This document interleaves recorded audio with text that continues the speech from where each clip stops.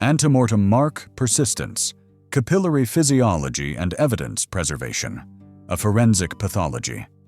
Analysis of how living tissue preserves evidence, capillary hemorrhage mechanics, environmental factors in mark visibility, and what preserved marks reveal about attack timing. Part 1. The preservation problem, visible marks. Hours after death. A foundational forensic principle.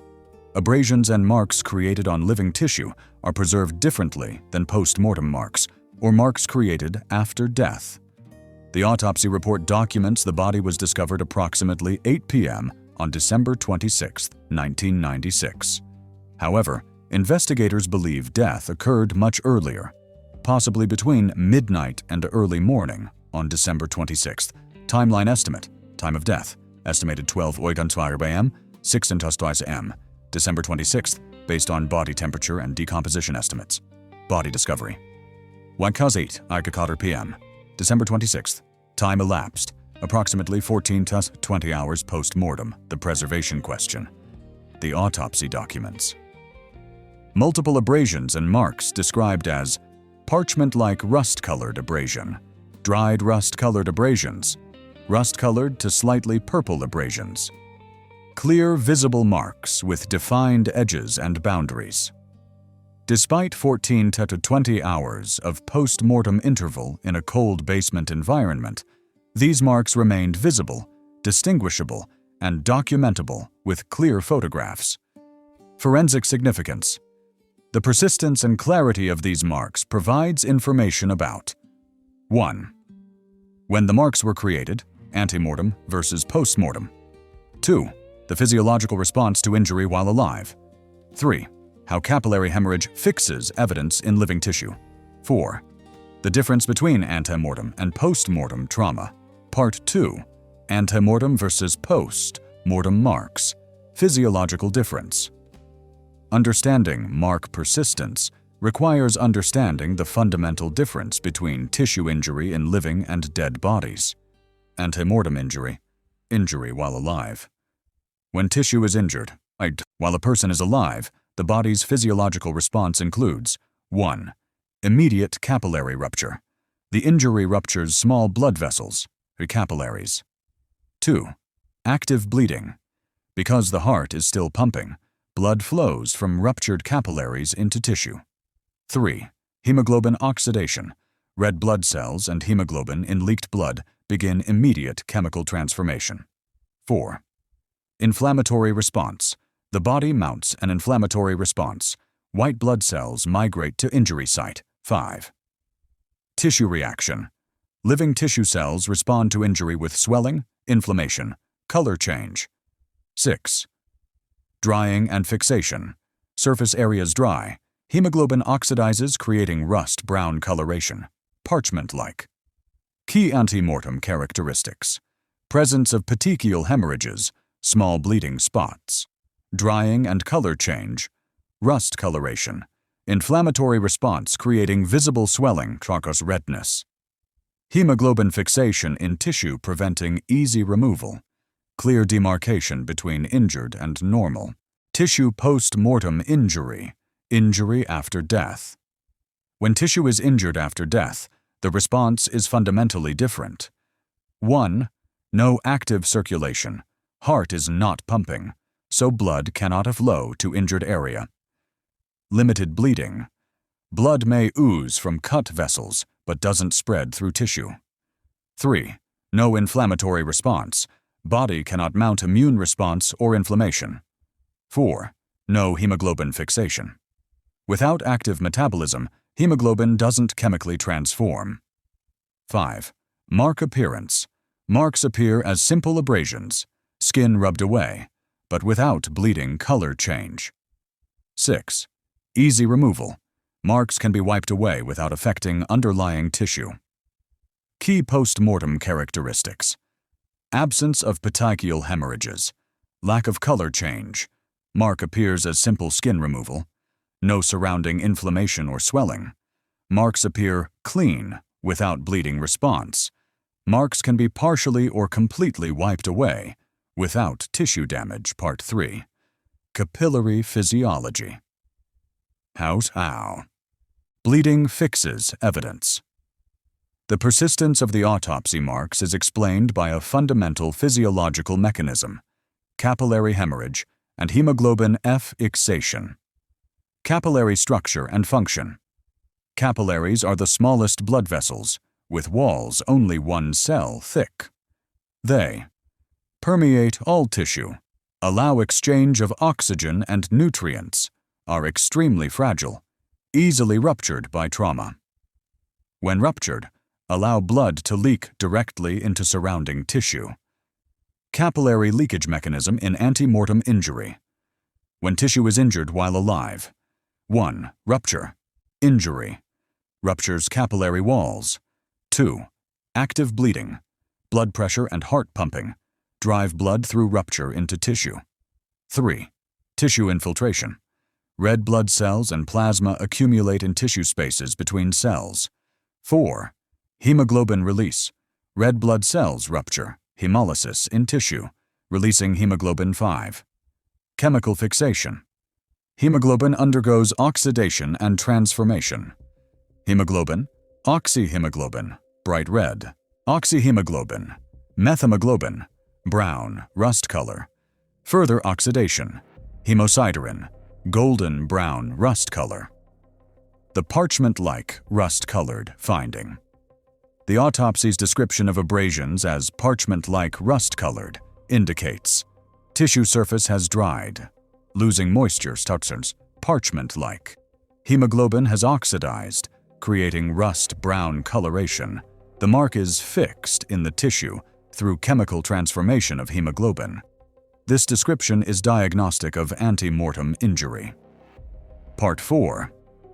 Why post-mortem marks look different? Absence of hemorrhage.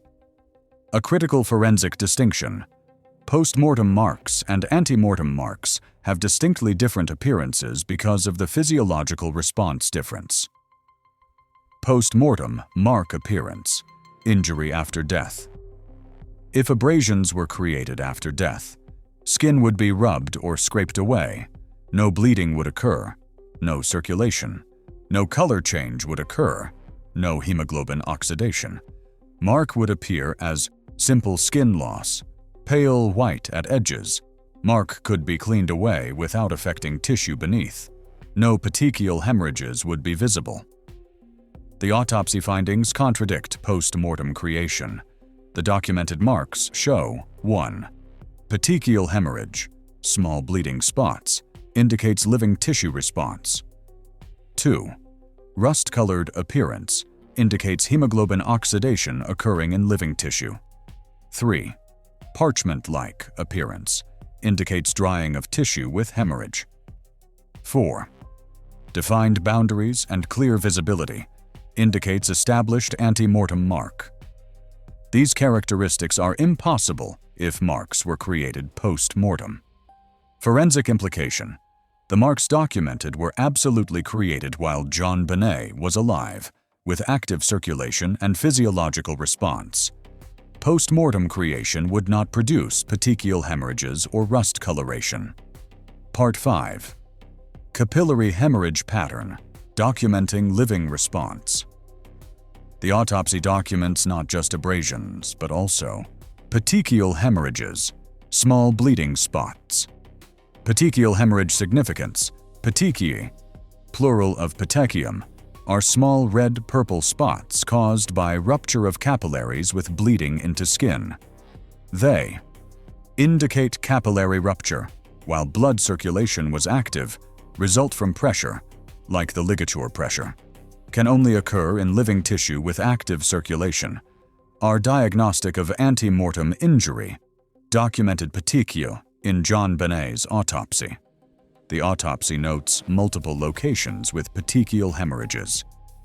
Petechial hemorrhage composed of multiple confluent, very small petechial hemorrhages, present in the midline, right and left areas of the anterior neck.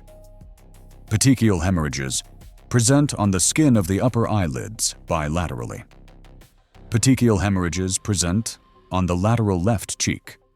Scattered subpleural petechial hemorrhage on the surface of each lung. Scattered sub-epicardial petechial hemorrhages over the E. Anterior surface.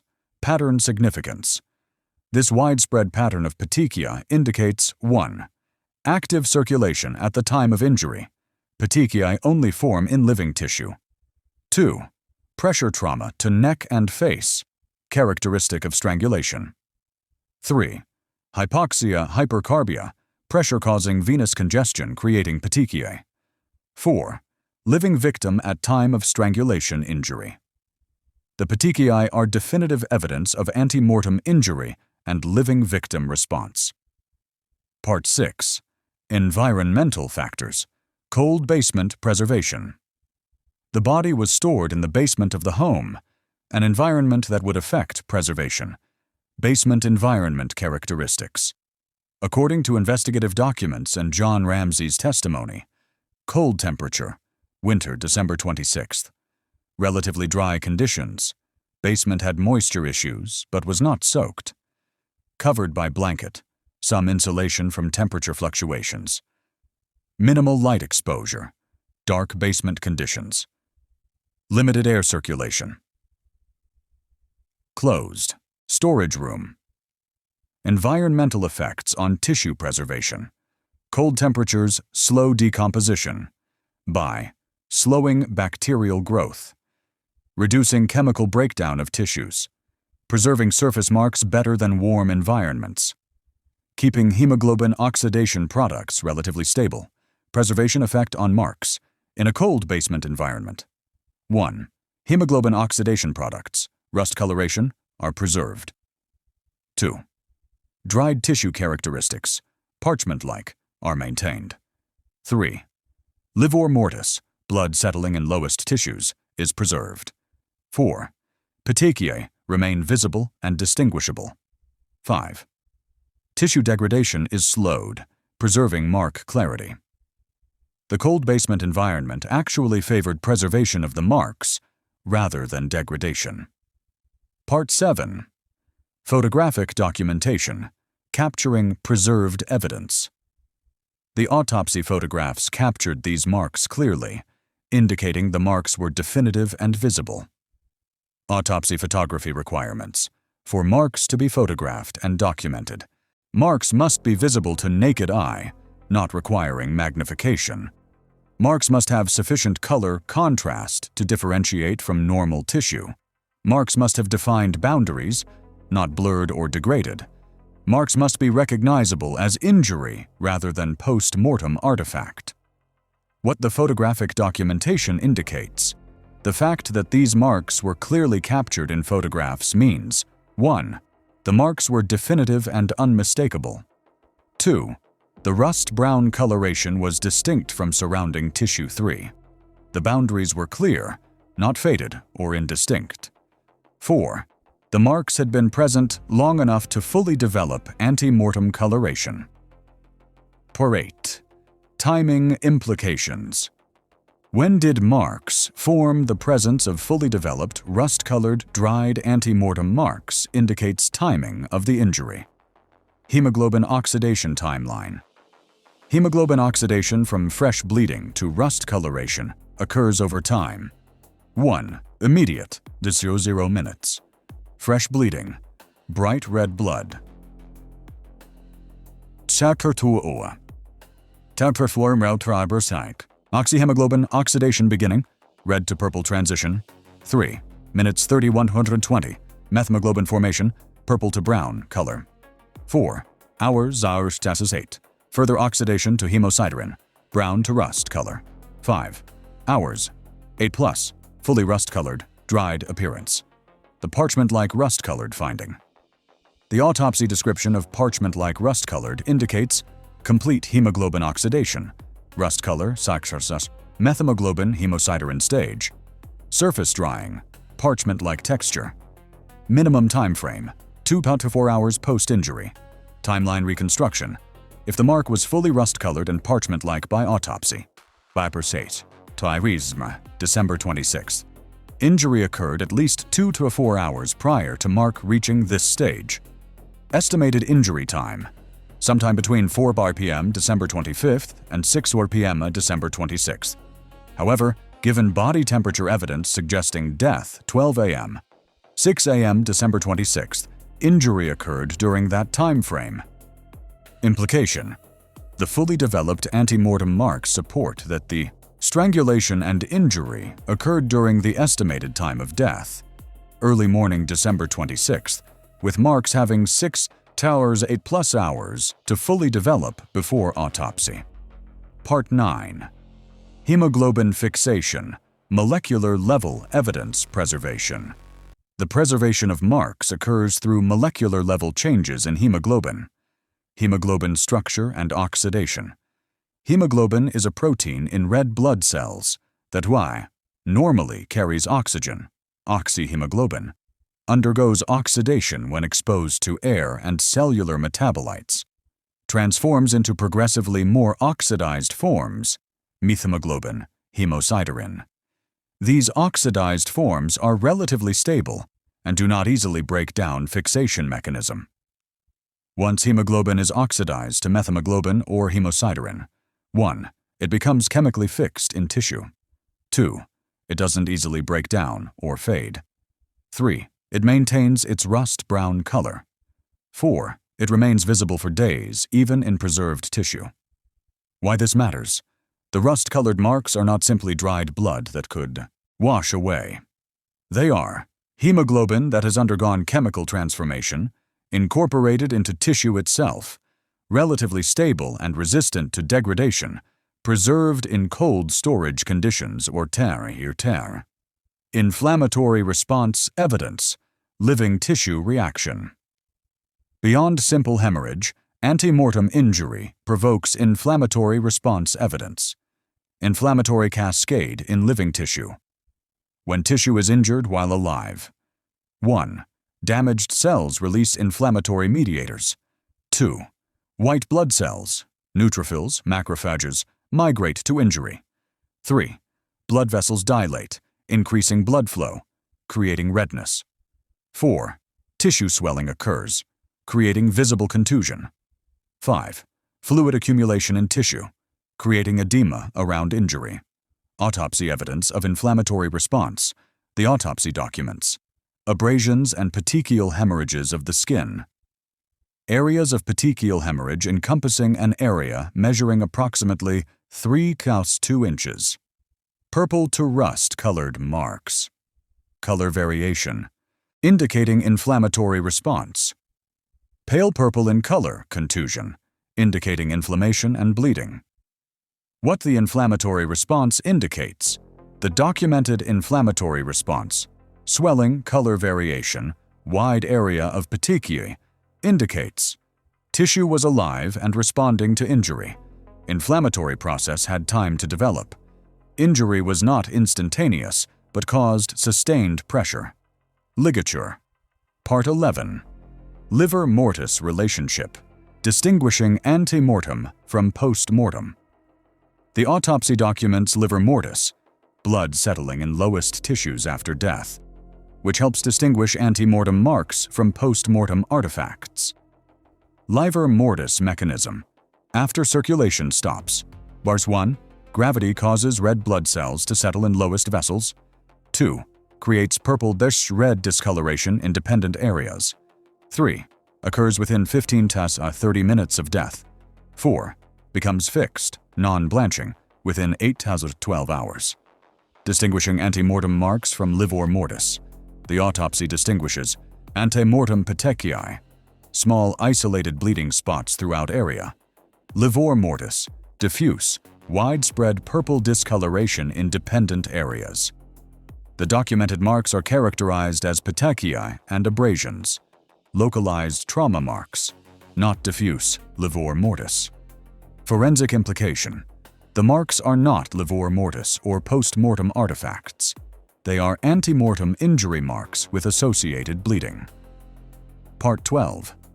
Wound edge characteristics, abrasion analysis. The specific characteristics of the documented abrasions indicate ante-mortem creation. Ante-mortem abrasion characteristics, abrasions, friction burns, created on living skin show. Scalloped or irregular edges, tissue torn by friction. Color change due to exposed tissue and hemoglobin oxidation, surrounding erythema, redness from inflammation. Clear demarcation from normal skin. The triangular abrasion finding. The autopsy documents the neck mark as roughly triangular shaped abrasion, parchment-like rust. Colored, obliquely oriented with apex superior and lateral. Specific dimensions, 1.5 inches x 0.75 inches. Abrasion preservation. For an abrasion to remain visible and distinct, epidermis, outer skin, must have been removed. Exposed tissue must have bled, capillary rupture. Tissue must have remained in place, not degraded. Hemoglobin must have oxidized to rust color. The documented abrasion shows all characteristics of ante-mortem injury, with sufficient time for hemoglobin oxidation. Part 13. Drying and tissue consistency. Parchment-like. Finding. The description parchment-like indicates specific tissue changes occurring in ante-mortem marks. Parchment appearance mechanism. Parchment-like appearance indicates tissue surface has dried, lost water content. 2. Hemoglobin has oxidized, rust coloration. 3. Tissue has become hard, stiff like parchment. 4. Surface has leathery texture. Why parchment appearance indicates ante-mortem injury only. Ante-mortem marks develop parchment-like appearance because post-mortem marks lack hemorrhage, no hemoglobin oxidation. Post-mortem marks don't create drying with oxidized hemoglobin. Parchment appearance requires specific sequence: injury, bleeding, hemoglobin oxidation, drying. This sequence only occurs in living tissue. The parchment-like rust-colored description is pathognomonic, characteristic of ante-mortem abrasion. Part 14. Multi-site mark evidence, distributed trauma pattern. The autopsy documents marks at multiple body locations. Neck, triangular abrasion, petechiae, ligature furrow, face chin, abrasions on right cheek, chin, shoulder, abrasion contusion posterior right shoulder, lower back, dried rust-colored abrasions, 2 marks, lower leg, scratch-like abrasions, 2 marks. Pattern significance. Multiple marks at different locations indicate 1. Sustained struggle. Injury at multiple sites suggests continued contact. 2. Defensive. Positioning. Victim struggling causes marks at varied locations. 3. Perpetrator contact at multiple points. Restraint, positioning, control. 4. Extended interaction. Not instantaneous, single injury event. Preservation of multiple marks. The preservation of marks at multiple locations, neck, face, back, leg, all showing ante-mortem characteristics. Rust coloration, petechiae, clear definition, indicates. All marks were created during same time period, during struggle. All marks underwent same hemoglobin oxidation process. All marks had similar time to develop coloration and drying. Part 15. Basement environment and mark persistence, optimal preservation. The specific characteristics of the body's location, the basement storage room, created optimal conditions for mark preservation. Storage room conditions. According to investigative findings, the body was stored. Enclosed room, minimal air circulation. Covered by blanket, protection from temperature fluctuation. Cold basement, slowing decomposition and oxidation. On basement floor, away from moisture exposure. In dark location, minimizing photodegradation, effect on mark preservation. These conditions. 1. Slowed decomposition, preserving tissue integrity. 2. Slowed bacterial growth, minimizing tissue breakdown. 3. Maintained hemoglobin oxidation products, rust coloration. 4. Preserved tissue texture, parchment-like appearance. 5. Protected marks from degradation, maintaining clear definition. Forensic assessment. The environmental conditions were actually favorable for preservation of ante-mortem marks. Rather than marks degrading or becoming unclear, the cold, dry, protected environment enhanced their preservation and clarity. Conclusion: preserved marks as evidence of struggle, timing, and ante-mortem injury. The persistent visibility of ante-mortem marks documented in the autopsy, the rust-colored abrasions, petechial hemorrhages, and parchment-like texture, provides multiple forms of forensic evidence, physiological evidence. 1. Ante-mortem creation confirmed. Petechiae and rust coloration are diagnostic of injury while alive with active circulation. 2. Hemoglobin fixation occurred. Complete oxidation from red blood. Rust color indicates 2 or plus hours post-injury. 3. Living tissue response confirmed. Inflammatory response, blood infiltration, and oxidation occurred only in living tissue. 4. Capillary rupture documented. Widespread petechiae indicate capillary hemorrhage while circulation-active timing evidence. 1. Injury timing. Marks had sufficient time, 6 to 20 hours, to fully oxidize to rust color and dry to parchment-like appearance. 2. Death timing estimate. Marks consistent with injury during early morning hours of December 26th. 3. Struggle duration. Multiple marks at different body sites suggest sustained struggle, not instantaneous event environmental evidence. 1. Preservation conditions. Cold basement environment favored preservation of marks. 2. Clarity. Maintenance. Lack of humidity, decomposition maintained mark definition. 3. Photographic evidence. Marks were clear enough to photograph and document distinctly. The preserved marks represent definitive evidence of ante-mortem struggle, evidence that victim was alive and actively responding during the attack, evidence of capillary hemorrhage occurring during life, physical markers of the duration and intensity of the struggle, fixed evidence that survived 14 to 20 hours, post-mortem interval. The parchment-like, rust-colored marks, with associated petechia and clear definition, document that JonBenet was alive and struggling when these injuries occurred. Evidence preserved in tissue itself through the physiological process of hemoglobin oxidation and tissue fixation. All right, so I want to jump in really quick, and well, we'll see. And just kind of, I was looking over the material and trying to form my own opinion of it.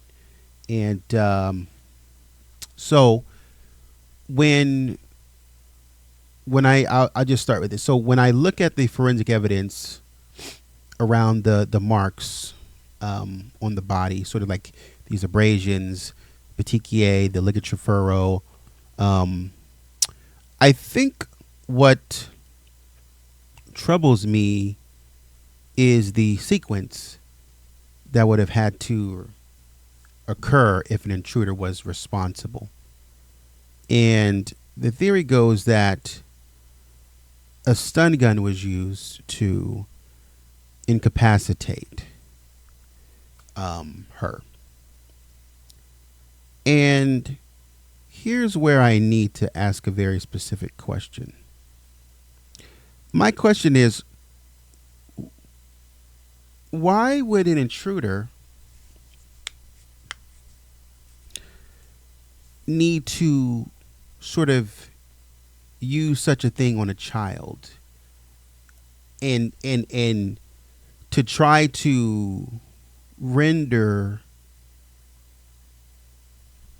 her, or render this person, or see how I can trick the algorithm into a state of sleep, sort of induced. Let me call it that. Let me call it to render her, to use this stunner to render her in a state of deep sleep again. Use this, mind you, and as we talked about before, in her bedroom, which could indicate that she woke up. Okay. But they use it on her in the bedroom, get ahead of it. You know, I don't want no trouble.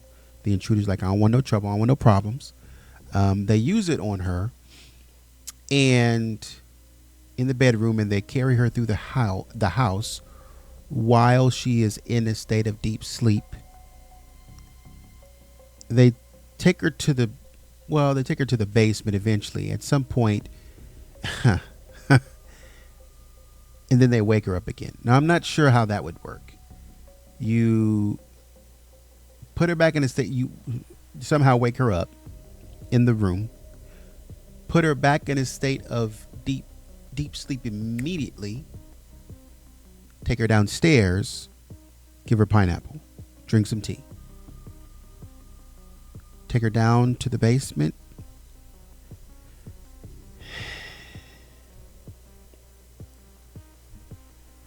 I guess if we believe the intruder theory, or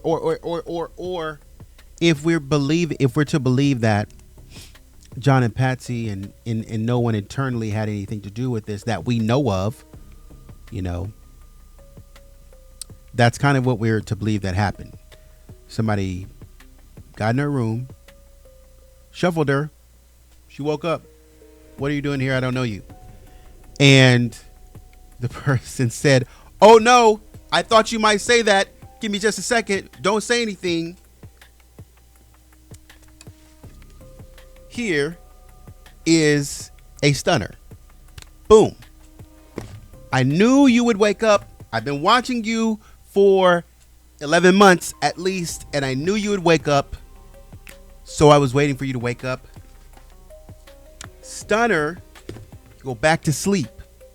Take you downstairs. Now that you're acting in accordance, I gotta get back to my notes. Now that you're acting in accordance with what I expect, now we can wake you back up again. And if you could promise me that you're not going to act a fool on me, then I will feed you your favorite snack, pineapple. But not just pineapple. They knew, or somehow, some way, we are expected to believe that this individual and JonBenet actually formed a bond to where they could start working together. Would you imagine that? To where JonBenet said, you know what? I will act right. I know exactly. I'm a 6-year-old child. I know exactly what you as a person, I don't even know. But I know exactly what you want. I will act right. And in acting right, I will either JonBenet told this individual or individuals what she liked, or B, in 11 months of watching her or more, they already knew that she liked pineapple with milk or cream, whatever it was. And they said, look, I've been here all day. You guys came back on me a little bit fast. I didn't expect y'all to get home from the Christmas party as fast as you did. So you know what? I'm thirsty. We're going to get out of here, but let me make some tea first. Not going to take long. It's going to take about 15 to 20 minutes. Something like that. And you will sit here and eat your favorite snack. Yeah. But about that, JonBenet didn't barely eat anything. So anyways, gets her up, carries her through the house. She's found with pineapple in her digestive system. She's consumed that pineapple at some point, and that means she was conscious at that point, as we've just explained. She was alert, even though, and she was alert and willing to participate.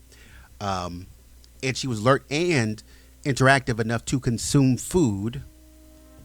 So the intruder comes in, as we understand it. They come in, they enter the home, go to the bedroom, use a stunner, carry her down the stairs, and sort of like work toward the basement.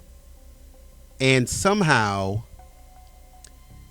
during that point or that process, she wakes up naturally. So I don't know if she even woke up naturally.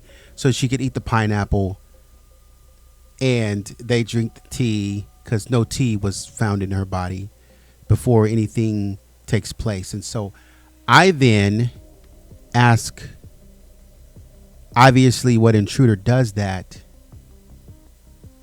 and what intruder obviously stuns a child into this state of deep sleep, only obviously to wake them up and sort of re-engage them. But at that point, we question the motive of this person who's actually, it makes you question whether they're actually trying to extract the child. Because if I have you dead to rights, why would I compromise that for some tea? Was the tea in John and Patsy's house that good that these people needed to stop for an iced tea break?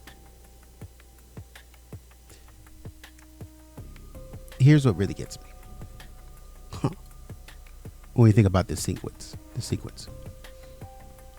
the stun gun in and of itself is kind of like a very jolting instrument.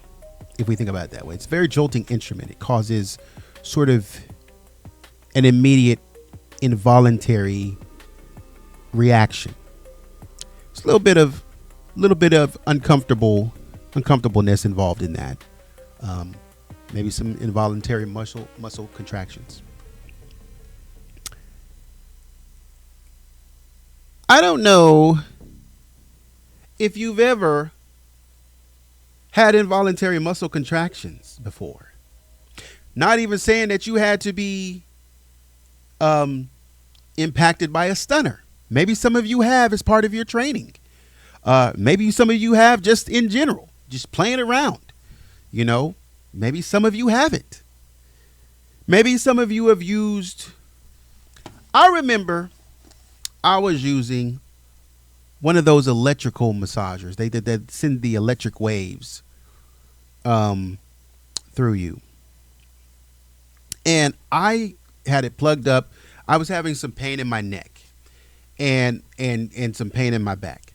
And so I saw it and I bought it, and I was like, oh, maybe this is going to be, a more in-depth kind of, deal rather than like a heating pad or a massager. Let's just see how this goes.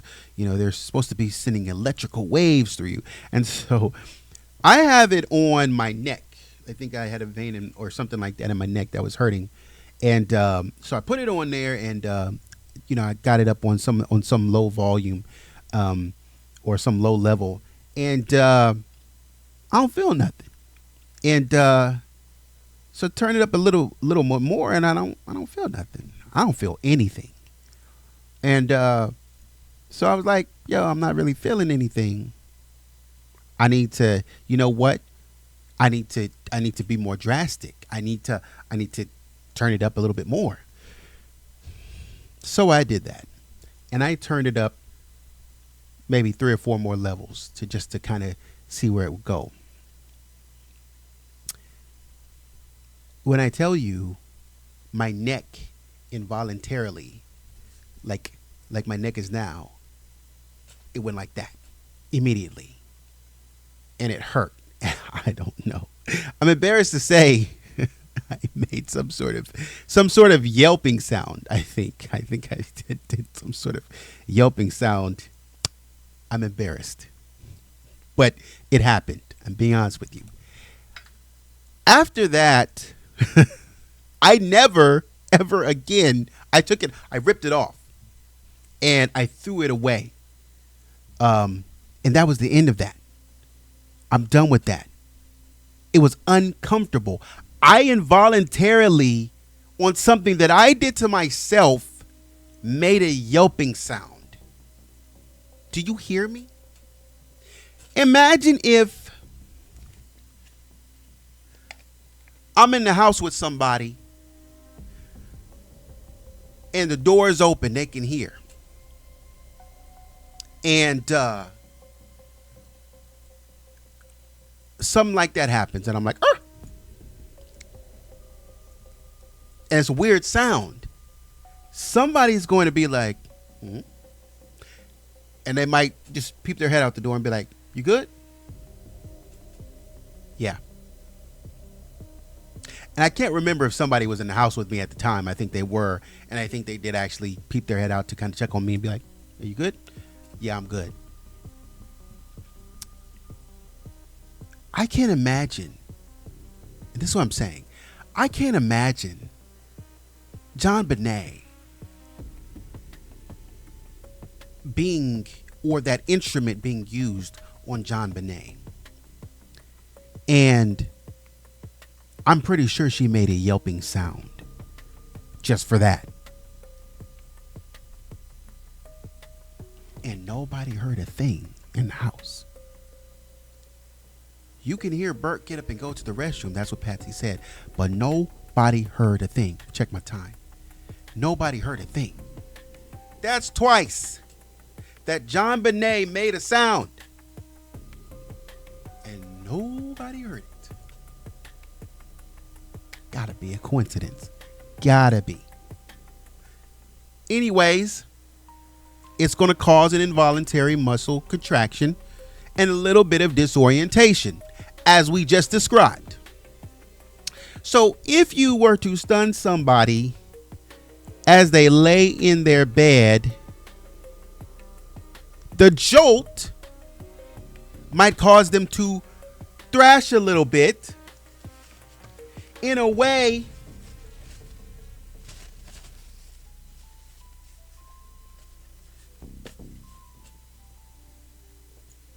this is my bed, okay?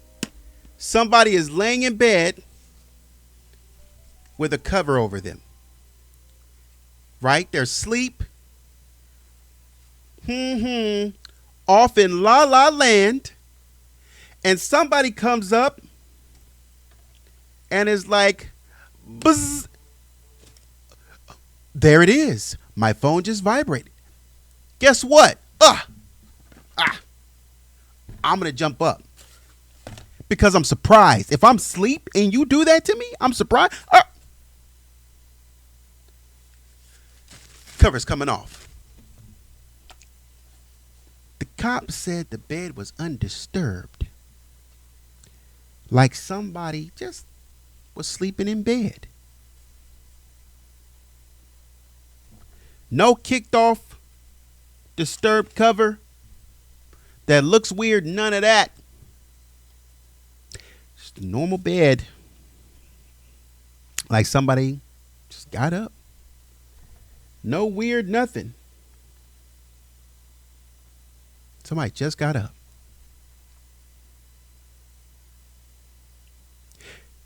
If you stun somebody, they're going to thrash just a little bit.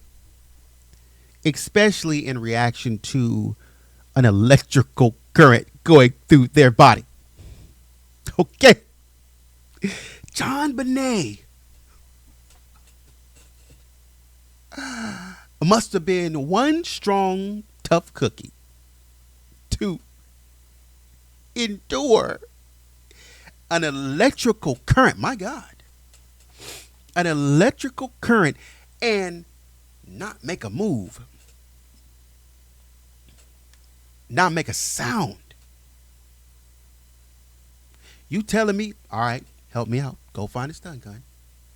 Where, or a case where a child interacted with such and didn't make any sound. And not only that, find me a case, not only that they didn't make a sound, but that it put him to sleep. Because I know that I think you can use it on an adult. And I think, sometimes they'll fall and not make a sound, whatever, whatnot. But I think even on the ground, they're making those noises.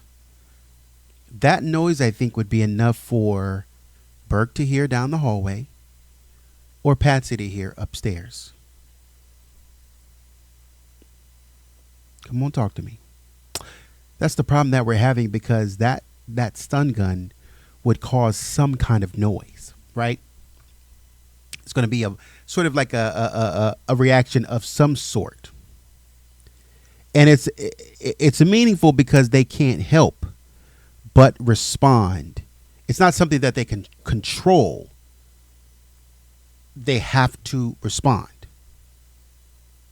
And so probably one or two things.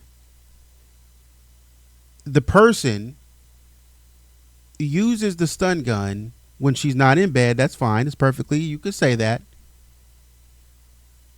Or they didn't use the stun gun at all. Because if they used it while she was in bed, we would have saw evidence of it.